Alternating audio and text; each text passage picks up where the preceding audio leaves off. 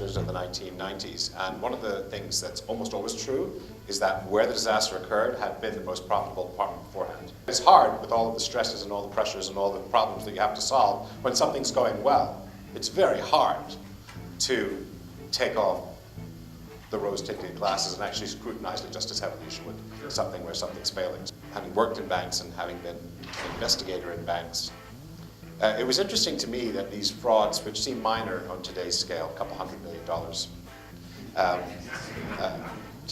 a trivial amount, rounding error. But having said that, with the amount of internal and external regulation on a bank, a couple of people managed to embezzle a couple $100 million. So I found that, at the time, I found that interesting.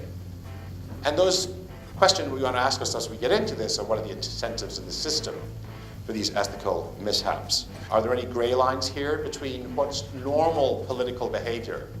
For example, the president of South Africa doing his utmost to influence the global organization FIFA, to select his country. Is there a gray line between he using his political influence and then outright bribery? It's an interesting question.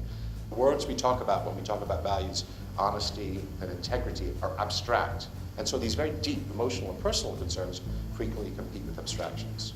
Ethical fading is when you take an issue that most of us in this room would see as an ethical issue and turn it into some other kind of issue, an engineering issue or a commercial issue. And so for the engineers at Volkswagen, how to get the emissions down was an engineering problem. It wasn't an ethical problem. That's called ethical fading.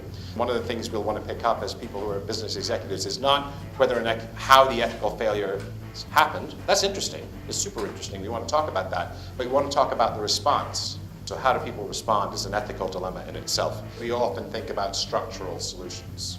We'll put in a function, or we'll put in an officer, or we'll put in some sort of governance process, or we'll put in something hard. But in fact, it seems to me, this is a hypothesis, I throw this out to everybody as a question, is can you ever build a good enough mousetrap?